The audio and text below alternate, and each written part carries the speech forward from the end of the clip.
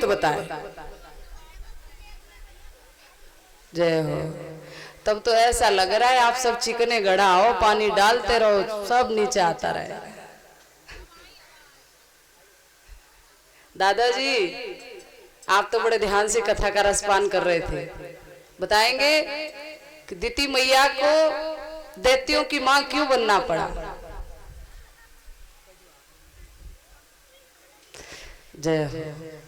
अच्छा एक बात बताओ, आप लोगों को याद नहीं रहा या बताना नहीं चाह रहे हैं? दो में से कौन सी बात है? गलत बात है महाराज। ये तो बड़ी नॉर्मल सी बात है और मैंने बड़े ही साधारण तरीके से आपको समझाया था इसके विषय में।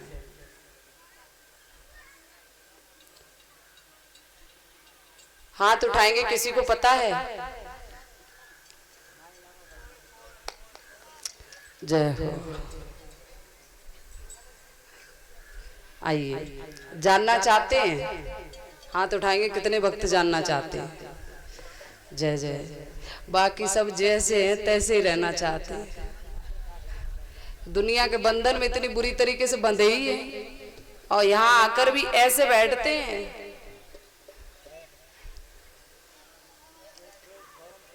आइए ध्यान दें। एक बार का जिक्र था कि कश्यप ऋषि संध्या बंधन की तैयारी कर रहे थे, मतलब शाम के समय पूजा की तैयारी कर रहे थे। मुझे लगता है मैंने ज्यादा गहनता से समझा दी, इसलिए समझ में नहीं आया। अब हिंदी में समझाएंगे, है ना? पूजा की तैयारियां जब कश्यप ऋषि कर रहे थे, उसी समय दिति मैया कश्यप ऋषि के पास आती है और कहती है, महाराज मुझे एक पुत्र चाहिए और मैं पुत्र की कामना से आपके पास आई हूँ। तो कश्यप ऋषि लाख समझाते हैं कि देखो दिति, ये उचित समय नहीं है, ये इन कामों के लिए समय नहीं, ये संध्या बंधन का समय है, तो अभी पूजा पाठ कर लें, उसके बाद इस विषय पे विचार करेंगे। लेकिन माताएं थोड़ी जिद्दी स्वभाव की होती है, तो दिति मैया को कश्यप ऋषि लाख समझाते रहे, बट उन्होंने एक बात नहीं मानी। नहीं महाराज, मैं तुम्हारी पत्नी हूँ, मेरा अधिकार है तुम पर।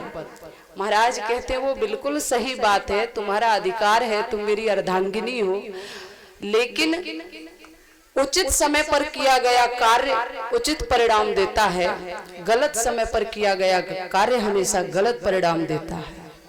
दिति मैया जब जिद करती है तो कश्यप ऋषि, क्योंकि भाई पति हैं तो पति धर्म भी निभाना है, गृहस्थ जीवन में थे, तो कश्यप ऋषि दिति मैया की इच्छा को पूर्ण करते हैं। पुनः स्नान आदि से निवृत्त होकर के संध्या बंधन की तैयारियां करने लगते हैं। उसी समय दिति मैया को ऐसा लगता कि मानो महाराज नाराज हो गए हमसे, तो मैया दौड़कर कश्यप ऋषि के पास जाती है, बोली स्वामी तुम तो नाराज हो गए, अगर हमारे कोई संतान पैदा होगी तो तुम्हारा नाम आगे बढ़ेगा, तुम्हारा वंश बढ़ेगा, तुम्हारा नाम होगा। ये केवल मेरे फायदे की बात नहीं है, हर माँ बाप चाहता है कि मेरी एक अच्छी सी सुशील गुणवान संतान हो। तो बस अगर पत्नी होने के नाते मैंने ये कामना कर दी तो कौन सा गलत कर दिया? कश्यप ऋषि कहते हैं दिति बात वो नहीं है, लेकिन तुमने कामना गलत समय पर की है। तुम्हारे पुत्र तो होगा, एक नहीं दो दो होंगे, लेकिन वो राक्षस पैदा हो।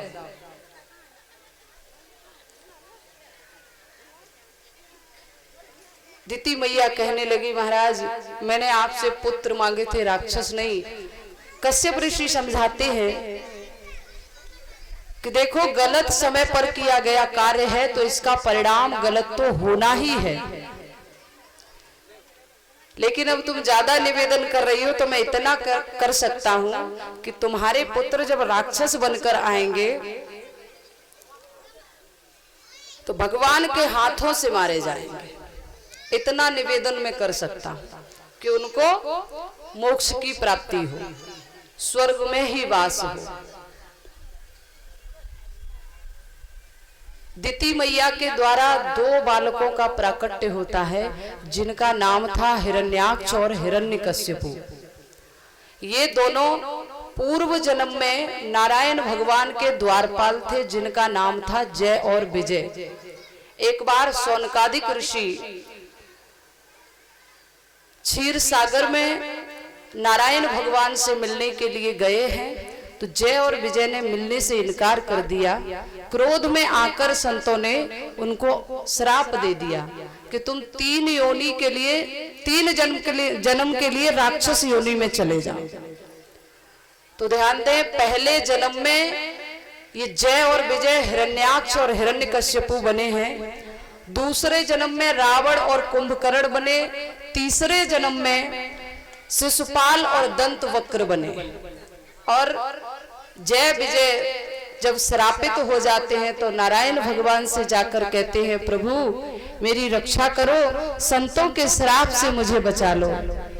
तो क्योंकि नारायण भगवान के द्वारपाल थे, उनके सेवक थे, तो भगवान उनको कहते हैं, देखो संत बचन पत्थर की लीका, मोर बचन पर जाए चाहे फीका। अब संतों की वाणी को तो टाला नहीं जा सकता, लेकिन इतना हम वचन दे सकते हैं कि तुम जब जब राक्षस योनि को धारण करोगे, तब तब मैं तुम्हारा उद्धार करने के लिए धराधाम पर आऊंगा।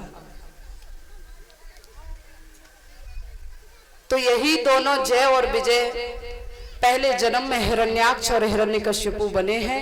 हिरण्याक्ष के वध की कथा आप श्रवण कर रहे थे। भगवान ने वराह का रूप धारण करके हिरण्याक्ष का वध किया है। जब हिरण्याक्ष का वध नारायण भगवान ने कर दिया, तो उसी दिन से ये हिरण्यकश्यपु भगवान से ईर्षा करने लगा।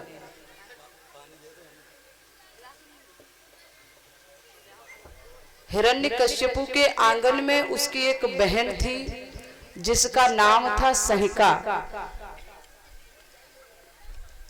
तो सहिका आंगन में बड़ी हुई।